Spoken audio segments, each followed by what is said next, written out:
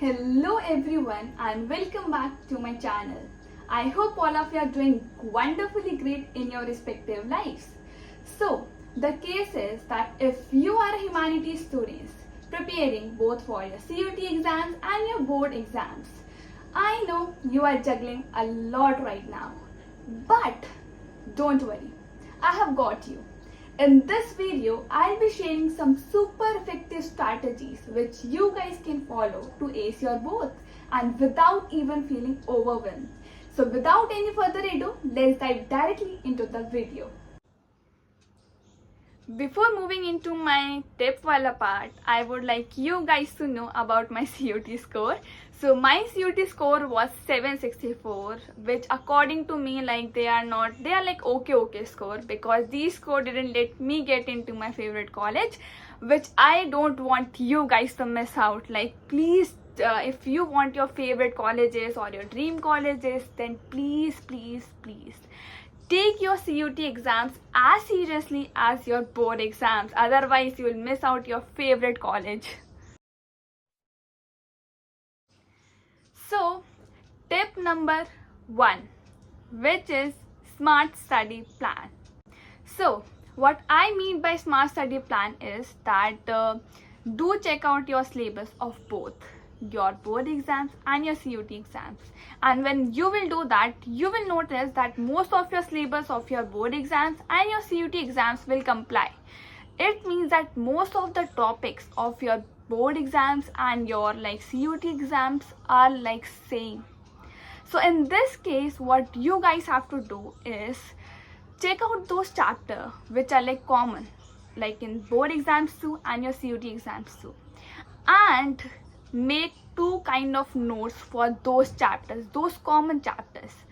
The first note which you guys are making since your many years, right? So first that kind of notes, as that kind of notes will help you ultimately in your board exams. Second kind of notes which you guys have to make is MCQ wala note, which means that अब जो वो वाले notes होते हैं जिसमें हम लोग board exam से पहले जिसको हम रिवाइज कर सकते हैं, वो हम थोड़ा डिटेल में बनाते हैं, राइट? लेकिन जब CUT के लिए जब तुम नोट्स बनाओगे तो मेक श्योर कि वो नोट्स होने चाहिए 1 मार्कर काइंड ऑफ, ठीक है? किसी की ऑथर के बुक का नाम है तो उस बुक का नाम और ऑथर का नाम, तो इस शॉर्ट नोट्स काइंड ऑफ वो बनेंगे आपके CUT के लिए. सो that is your smart study plan. कि देखो, सिलेबस चेक करो, जो कॉमन है, जो कॉमन चैप्टर्स हैं, उन चैप्टर्स को दोनों वे से पढ़ो. पहले तो बोर्ड एग्जाम के पर्सपेक्टिव से, फिर पढ़ो उसको CUT एग्जाम्स के पर्सपेक्टिव से, ठीक है? बोर्ड एग्जाम्स की पर्सपेक्टिव से अलग नोट्स बनाओ, CUT एग्जाम पर्सपेक्टिव से अलग तरीके से नोट्स बनाओ. बोर्ड एग्जाम वाले बनेंगे आपके डिटेल नोट्स, CUT वाले बनेंगे आपके 1 मार्कर वाले नोट्स, ठीक है? So by following this technique you can kill your 2 birds with only 1 stone. So make sure कि सबसे पहले सिलेबस का प्रिंट आउट निकालो, उसके बाद आराम से बैठ के ये चीज़ डिसाइड करो कि कौन सी जो सिलेबस है वो कॉमन है, कौन से टॉपिक्स कॉमन है, एंड उनको इतना डीपली पढ़ो कि तुम्हारे दोनों जो एग्जाम्स हैं दोनों ही क्या हुए, दोनों पे तुम दोनों ही अच्छे से सॉल्व कर पाओ, right? So that is your smart study plan, which is your tip number 1. Tip number 2, which is balance your time wisely. What do I mean by this is कि dedicate your 60% of your time to your board exams and 40% of your time to your CUT exams on daily basis. मैंने तो थोड़ा उल्टा कर दिया था. मैं और मेरे बहुत सारे दोस्त भी हमने CUT को बहुत ज़्यादा लाइटली ले लिया था. हमें लग रहा था कि यार बोर्ड एग्जाम्स के लिए जो बोर्ड्स में आता है वही तो CUT में आता है, अलग से थोड़ी कुछ पढ़ना है. But I don't want guys you to do the mistakes. I want you कि तुम लोग पहले से ही दोनों को ही बैलेंस करके चलो. हमने तो लास्ट टाइम पे हमारी जब आंखें खुली थी तब हम लोग बहुत ज़्यादा रश में आ गए थे कि अरे बहुत प्रेशर आ गया था एंड मोमेंट पे, जो कि ऑब्वियसली आता ही है. सो हमने तो ऐसा किया था कि 60% ऑफ द ईयर तक हम लोग बोर्ड एग्जाम की तैयारी कर रहे थे। लाइक दिसंबर तक आते आते हमारा पूरा बोर्ड एग्जाम का सिलेबस खत्म हो चुका था और बहुत सारे पीरियोडिक्स हो चुके थे, तो बहुत ज़्यादा प्रैक्टिस तो ऑलरेडी हो चुकी थी, नोट्स भी सारे रेडी थे, ठीक है। तो दिसंबर के वेकेशन में व्हाट आई डिड वाज कि मैंने क्या करा, वो चैप्टर जो दोनों में कॉमन थे उनके तो मैंने क्या करा, 1 मार्क का नोट्स बनाना स्टार्ट कर दिए हर एक सब्जेक्ट के, ठीक है। Like most of the subjects are common, political science, history, geography, हाँ ये 3 तो कॉमन थे, तो मैंने इनके नोट्स बनाना शुरू कर दिया था। जो कॉमन चैप्टर्स थे उनके 1 मार्क का नोट्स बनाना स्टार्ट कर दिया था, ठीक है। तो ये मेरा ऑलमोस्ट 15 डेज में हो चुका था। Next the rest of the days I decided कि अब मैं डिलीटेड चैप्टर्स भी रीड करना स्टार्ट कर दिया था मैंने उसी वेकेशन के टाइम पे। तो जिसकी वजह से सारे चैप्टर्स तो डिलीटेड चैप्टर्स मेरे कंप्लीट हो नहीं पाए थे एंड मोमेंट तक। लाइक जब बोर्ड एग्जाम्स खत्म हो गए थे उसके बाद भी मैं डिलीटेड चैप्टर्स पढ़ रही थी, जो कि मुझे लगता था कि यार एक मिस्टेक है, हमें पहले से ही बैलेंस करके चलना चाहिए। क्योंकि अगर हम डिलीटेड चैप्टर्स को एंड वक्त पे याद करेंगे तो ऑफकोर्स ही बात है वो इतना शार्प मेमोरी में नहीं रहेंगे। लेकिन अगर हम all through out the year से ही हम उसको पढ़ना स्टार्ट कर देंगे तो हमें इतनी प्रैक्टिस हो जाएगी कि that we guys can remember like कौन सी लाइन कौन से पेज पे लिखी गई थी। And for that you can't do it at the at the end moment. You have to do it on your regular basis throughout the year. So this I would suggest deeply from my heart कि last moment तक wait मत करना। अपना ही पूरे year में अभी भी नहीं करा है तो अभी भी स्टार्ट कर दो, ठीक है।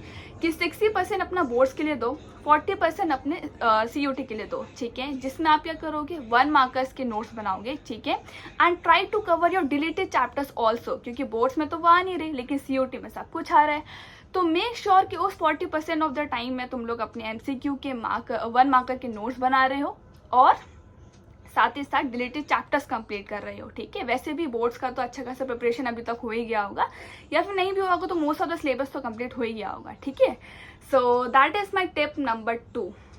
One more thing I would like to add in this tip number 2 which is कि जब तुम्हारे बोर्ड एग्जाम नज़दीक आ रहे हो तो मेक श्योर कि थोड़ा CUT को साइड रख देना एंड पूरा डेडिकेशन अपने बोर्ड्स एग्जाम्स को दे देना, ठीक है। And in this way you will be always on top of the both and nothing will be neglected. Okay, so tip number 3, which is practice like a pro.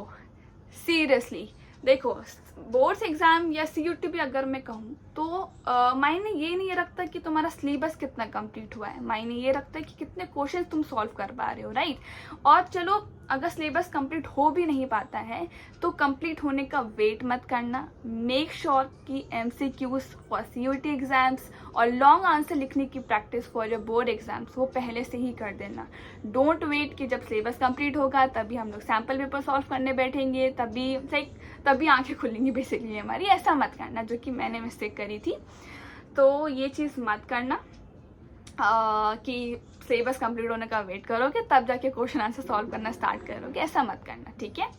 So that is my tip number 3 कि practice like a pro. Don't wait until your syllabus get completed, start before your syllabus completion. Start practicing questions for your board exams, for your CUT exams, both. Tip number 5, which is to organize your study materials or basically all your sources, ठीक है। Board exams के लिए भी और CUT exams के लिए भी। Like end moment पे वो रश नहीं होना चाहिए कि यार हमने वो चीज़ कहाँ रखी थी, वो ऑनलाइन सोर्स जो हमने रेफर करे थे वो कौन सी वेबसाइट से लिए थे। तो ये सब चीज़ें एंड मोमेंट पे क्रिएट ना हो, उससे पहले से लाइक ऑर्गेनाइज करके रखो, ठीक है। मैं तो कहूँगी कि हर एक सब्जेक्ट के लिए एक फोल्डर डेडिकेट कर दो जहाँ पे तुम्हारे सारे notes for your board exams, your 1 marker for your CUT exams, और जितने भी सोर्सेज तुम रेफर कर रहे हो उनको ऑर्गेनाइज करके रखो। अपने फ़ोन में भी जो भी तुम ऑनलाइन सोर्सेज रेफर कर रहे हो, जो भी PDF तुम रेफर कर रहे हो, उनको एक फोल्डर में डाल दो बोर्ड एग्जाम्स के नाम से, एंड दूसरे वाले को जो तुम CUT के जो भी सोर्सेज रेफर कर रहे हो उनको एक फोल्डर में डाल दो फ़ोन में भी, ठीक है। सो इस तरह से क्या होता है, लाइक ब्रेन भी ऑर्गेनाइज रहता है, ब्रेन को भी लाइक पॉजिटिव वाइब्स आते हैं कि हाँ हमारा इतना सिलेबस कंप्लीट हो चुका है, और वो सब चीज़ें लाइक मेरे पास ही हैं, कहीं मुझे लाइक एंड मोमेंट रश करने की ज़रूरत नहीं है कि यार मैंने वो चीज़ कहाँ रखी थी, वो चीज़ कहाँ गई, ये सब चीज़ नहीं होगी एंड मोमेंट पे, ठीक है। So that is my tip number 5 which is to organise yourself, ठीक है। So tip number 6 which is कि अपना ना एक ट्रैकर रखो, ठीक है, कि लाइक तुमने बोर्ड्स के लिए कितना इतना सिलेबस कंप्लीट कर लिया है, सीयूटी के लिए कितना कितना कर लिया है, तो उसके लिए क्या करो, जो लाइक तुम चैप्टर्स के नाम लिखो, ठीक है, दोनों के लिए अलग अलग, ठीक है। फिर कॉलम्स बनाओ कि इस चैप्टर्स की तुम्हें रीडिंग करनी है, फर्स्ट कॉलम वो हो जाएगा, दूसरा कॉलम इस चैप्टर की तुम्हें वीडियो देखनी है तो दूसरा कॉलम वो हो जाएगा, तीसरा कॉलम ये हो सकता है कि तुम्हें उसके नोट्स बनाने हैं। सो इस तरह से जब तुम कॉलम्स अपने चैप्टर्स के नाम लिखोगे, कॉलम्स बनाओगे और फिर उस पर टिक करोगे, so you will get the positive vibes कि हाँ मेरा इतना इतना सिलेबस कंप्लीट होता जा रहा है, and that will give you further push for like completing your whole syllabus, ठीक है। So it's very important to have your tracker कि तुम कहाँ चल रही हो, कितने पीछे हो, कितना और तुम्हें हार्डवर्क करने की ज़रूरत है, and in this way you can achieve your like a whole syllabus with consistent motivation. Okay, so last tip which is please stay calm and confidence. देखो ना तो बोर्ड्स एग्जाम्स इतने बड़े हैं, ना ही सीयूटी एग्जाम्स इतने बड़े हैं जितना उनका लाइक हाई बना रखा है, लाइक बहुत टफ होता है यार। ह्यूमैनिटी स्टूडेंट्स के लिए तो ये कुछ भी नहीं होता सीरियसली। तुम्हें बस रीड करना है, अच्छे से मेमोराइज करना है, फिर जाके अपनी लैंग्वेज में वहाँ पे उतार के आना है। और सीयूटी तो बिलीव मी बहुत ईजी था, बहुत लाइक अगर तुम्हें एनसीईआरटी के लाइन से अगर तुम गो थ्रू हो रखे हो ना तो सीयूटी तुम्हारे लिए कुछ भी नहीं है। 15-20 मिनट का खेल है सीयूटी, अगर तुम्हें एनसीईआरटी की ईच एंड एवरी लाइन पता है कि कौन सी चीज़ कहाँ लिखी है तो। So basically the thing is कि यार कोई भी चीज़ इतनी बड़ी नहीं है तो उसका इतना टेंशन मत लो, ठीक है, काम रहो, ठीक है, एंड मोस्ट इंपॉर्टेंटली कॉन्फिडेंट रहो। क्योंकि जब हम कॉन्फिडेंट नहीं होते ना, लाइक पैनिक सिचुएशन में होते हैं, तो हमें जो चीज़ आती है उस चीज़ को भी गलत करके आते हैं एंड मोमेंट तक। And this is not the case जो कि मैंने फील करा था, but even I have heard it from my friends कि उन्हें जो चीज़ आती थी यार वो लास्ट टाइम तक भी वो गलत करके आ जाते थे। तो ये चीज़ होती है नो डाउट, लेकिन ये चीज़ कॉन्फिडेंस ना आने का कारण यही है क्योंकि तुम्हारी प्रिपरेशन इतने लेवल तक नहीं हो रखी है कि तुम्हें वो कॉन्फिडेंस लेवल डेवलप हो। सो प्रिपरेशन, जैसे कि मैंने कहा था कि प्रिपेयर लाइक अ प्रो, तो उतने लेवल तक प्रिपरेशन कर लो कि तुम्हारे अंदर ऑटोमेटिकली कॉन्फिडेंस डेवलप हो जाए कि यार क्या ही है ये, बोर्ड एग्जाम ही तो एक, सीयूटी एग्जाम ही तो है, ये क्या है। तो इतने लेवल तक प्रैक्टिस कर लो कि कॉन्फिडेंस ऑटोमेटिकली डेवलप हो जाए, और कॉन्फिडेंस आ गया तो तुम काम अपना भी रह लोगे। And don't panic. So that was all about today. So thanks for watching the video till the end. If you like the video, give it a like and share it with your friends who could use it. And stay tuned for more videos such as like strategies videos which will make your study life easier.